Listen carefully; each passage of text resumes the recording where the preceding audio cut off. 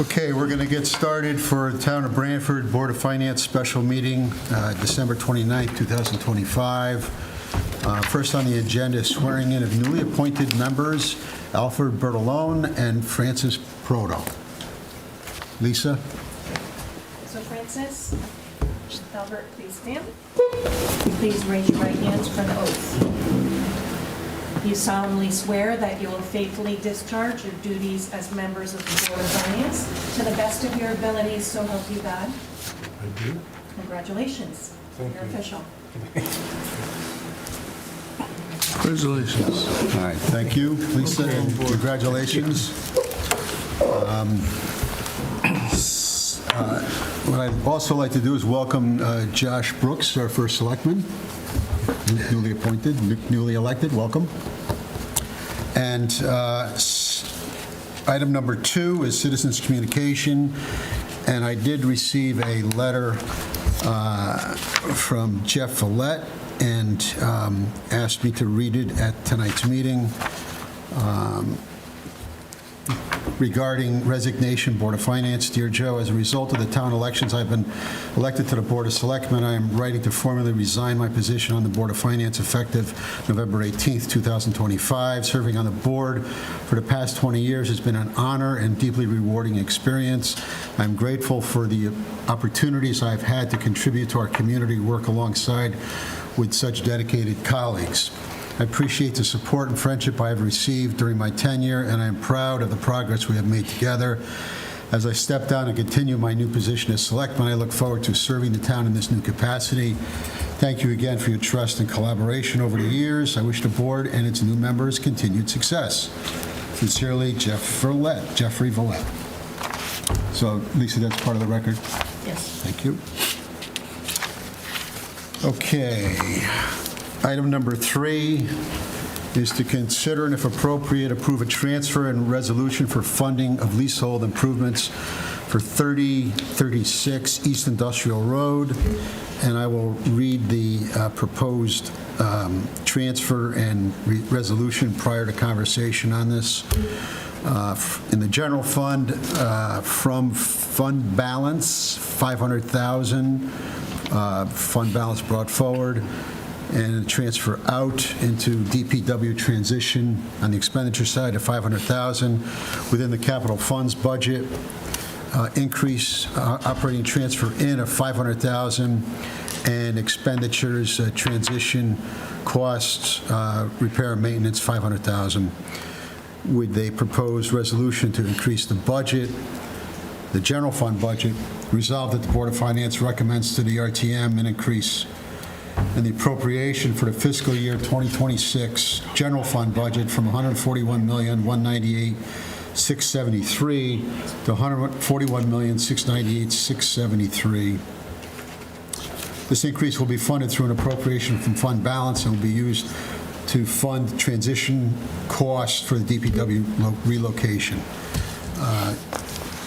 Josh, would you like to address that?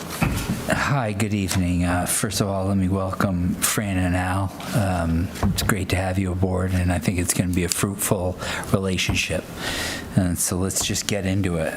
I mean, I'm sorry that we have to do this on your first meeting. So just to give you a little history, the town of Branford entered into a lease agreement at 3036 East Industrial Road to house DPW. The lease agreement, I believe, was for 2 years with the option of a third year, while we, as this, for those that weren't around, this body, as well as the Board of Selectmen, also authorized bonding $10.8 million to buy what will commonly referred to as the Freightliner building, actually across the street. That proposal is still waiting for approval with the RTM at my request, but we'll deal with that another time. If we do buy the Freightliner building, we will do it with the understanding that we cannot move into it until at least for at least 2 years. So the term of the lease that we are entered into would coincide with the lease that Freightliner would lease back to the town for that 2 years. So that's kind of where we're at with that building and why we're in that position. At the time of the lease, there was discussion that there would have to be some modifications to the building to house DPW. And so since this was all relatively quick and the turnaround in the election, now I am the first selectman, and so now I am here to address what we need for 30 East Industrial Road for DPW. And basically what it is we've gotten numerous pricing. We didn't go out to bid. We just got pricing from, there's a say the words. Yeah. Yeah, you want me to tell Yes, me? please.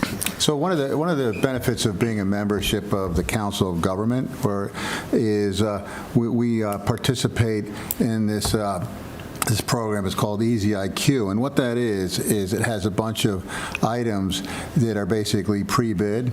And so what a lot of communities do is if they have relatively smaller projects, although could be somewhat decent size, they can basically get detailed quotes from the Easy IQ program, and by doing that, it fulfills the bidding requirements of many municipalities because it is related to a public purchasing cooperative.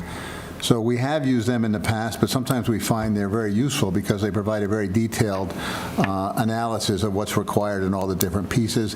And one of the services they provide along with the contractor is there's a group called the Gordian Group, which also serves as our owner's rep in those type of transactions. So generally speaking, that kind of tells you where the market is, and that's kind of a good starting point. And so that's what the Easy IQ program is. So we got some pricing from them, and as you saw, I sent that pricing over. We got 2 other prices from local contractors, which I don't think we're ready to fully make the decision on which contractor we'll use, although we're pretty confident in one of the contractors because they actually built the building we're talking about. So they're very familiar with what's happening there. And just so you kind of get a sense of what we're talking about is we're going to need to add a big overhead door to get the bigger trucks into the building. We're going to have to add a special HVAC vehicle exhaust system because you have men in there working and and women working, and you have trucks running that give off an exhaust that could kill a man if they don't have the emergency ability to quickly ventilate that out. So that's a requirement and honestly a necessity. We have to do some upgrades to the electrical, the fire alarm equipment. We got to add some other doors on the other part of the building to make a better egress. And then some improvements. We're going to add a generator so that if in the event of like we had where we have a town outage of power, DPW, which is somebody we will lean on and depend on in that moment, will not lose power. So those are some of the things. And as you saw from the pricing, we figure it's going to be anywhere from $400,000 to $450,000. So we're asking, so we can just do this in one shot, get it going, get it done. We're asking for $500,000.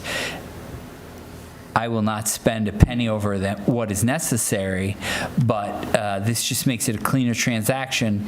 We'll go to the RTM, and then we'll waive the bid, most likely waive the bid at a Board of Selectmen meeting, and then pick one of those 3 contractors after doing some more due diligence. So that's what I have. I mean, we have a very detailed plan of it. I'm happy to share with you. It's 29 pages, but it just really goes into detail of exactly what has to happen and then, a lot of just the material to do the job, meaning the equipment and stuff, almost will total almost $200,000. So, and much of the equipment, by the way, we will keep for later uses. Like the overhead door, I think is $50,000 for that kind of overhead door.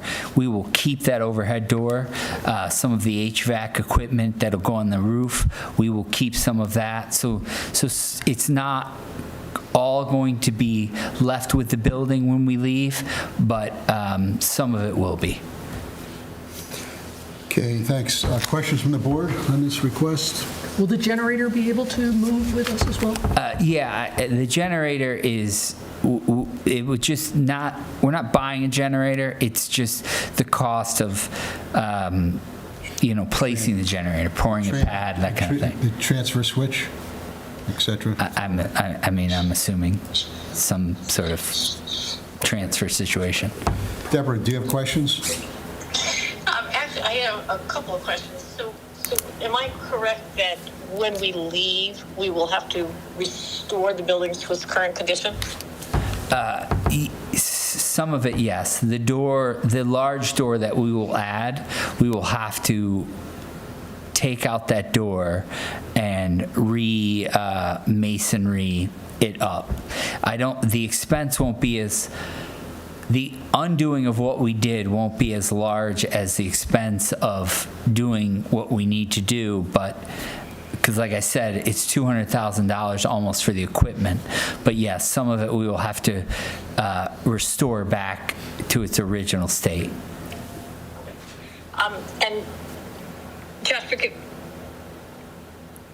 me if this was asked. I have a little connectivity issue here, but have we explored leasing or using another property as opposed to renovating this property?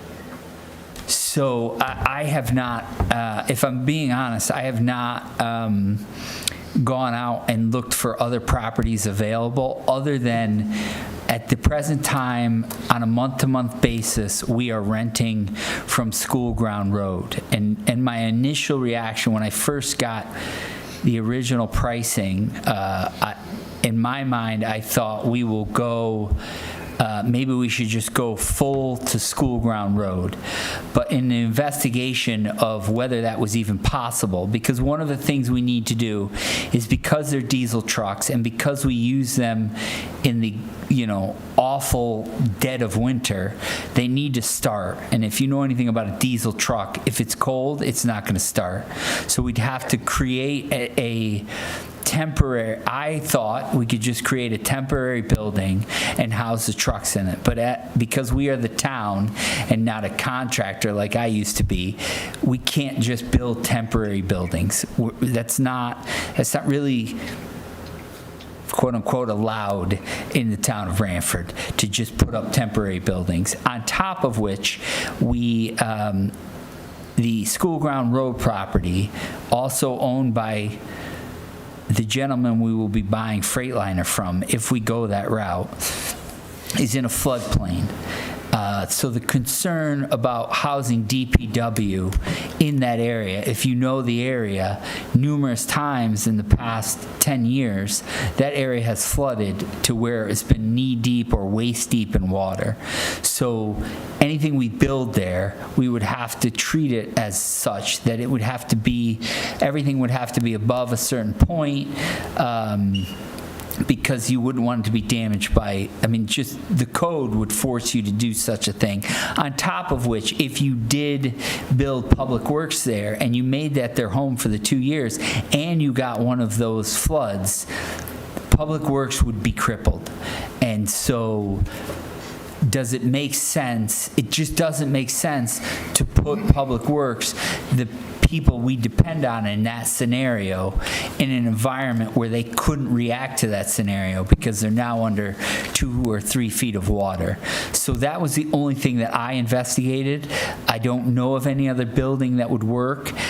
On top of where we actually have signed a lease, so we owe for that lease for 2 years. Now, if we want to hire a lawyer to get us out of that lease, it's going to still cost us the same money. So in the end, committed to that. you're in the end, it's almost a wash. The building they're in works for our needs and then some. So I'm confident that we can make this building work. I've talked to the people at DPW. They all agree that this is the building for them. So, I could spend another 6 months looking for a building, spending money that we're just not going to ever get back. Yep, understood. And then just real quickly, when would we anticipate this work starting, and how long would it take? So the RTM, hopefully with the RTM meeting on the 14th of January and getting approval from the RTM, we'll have a special Board of Selectmen meeting very shortly after, a couple days, if that, and go through whatever process as far as naming the contractor, and then I'm hopeful, and that will be part of picking a contractor as to how quickly they can start. DPW is anxious to get this done for obvious reasons, and I'm anxious to support them. So as fast as I can get this done, I will get this done. Okay, other questions, Deborah? Just a quick question for Jim, and that is, what is the current fund balance? Well, actually, that's always a loaded question, especially in Branford. But from a technical perspective, I understand. no, I know you do. So basically, part of it is because we're behind in our audits, right? So the 24 audit, which was widely publicized and discussed, the fund balance was basically about, if you count the unassigned, about 61.8. And then you have to ask yourself, well, where are we looking at for the 25-year? 25-year looks like it's going to be a good year. So all things being equal, the fund balance should grow initially. But remember, what's happened since then. So at the Board of Finance meeting last February, we had assigned and committed roughly $6 million. And then there's let's call it 6.5 with the budget that we're in now, and then you're using another $500,000 tonight. So all in all, I would expect you're probably going to end up probably in the high 50s to low 60s. So I think some of the windfalls that we were having, and we were somewhat anticipating when we, like I said, when we committed just over $6 million last February. And then I think that was also a factor with the Board of Finance in terms of trying to, while they couldn't reverse the revaluation, could certainly offset the size of the levy. The fund balance was used to result in a 1.7% increase in the levy. And then the RTM also reduced the contingency by $500,000, which is why we're not using contingency tonight. If the contingency was about $509,000. If we used the contingency, then we would have $9,000 in contingency going into the winter season, and we just had a storm on Saturday. So Deborah, I would say somewhere in the range of the high 50s would be a good probably ending point in terms of where things will land, possibly low 60s. It's not a number we typically espouse or publish because we usually wait till audit years are complete. But I do know that it's a reasonable question, and especially for our two new members who it's their first meeting and first appropriation out of fund balance. So I guess that's my long-winded answer for you. I'm sorry it took so long, but that's basically Thank you. trying to put everything in context. Any other questions, Deborah? Hello? No, I'm all set. You're all Thanks. set. And I apologize that didn't note that Deborah is communicating via phone. She's not able to make the meeting tonight. Board member Deborah Conklin. So thank you for participating and for great questions. Other questions from the board members? Fran or Fran, good? Al, any questions? Well, I'm new. My first meeting, But it's just a lot of money to spend for a 2-year investment. And I'm sure you've done the due diligence and you've looked at everything else, and I'm sure you all feel that same way. But it's hard to get excited about voting for this, but I rely on management, and you've done the homework, and there is no other alternative, but anyway. No, that's the type of feedback that we're looking for, is that, in fact, it is a lot of money, but as Josh pointed out, I don't think we have a choice. We're committed to the lease for 2 years, and so the good part about it, hopefully, will be the fact that it doesn't cost $500,000, and in fact, we're able to take some of the assets that we purchase with us. Yeah. But other than that, we'll have to figure out what the value is of that, what we're able to recover, but it'll be something. If it's the door or the generator or some of the HVAC equipment or furniture and fixtures, I'm not sure, but I agree. I don't think we have a choice. Again, we're here to ask the questions and make sure that we have confidence in the research that's been done by the administration. Good.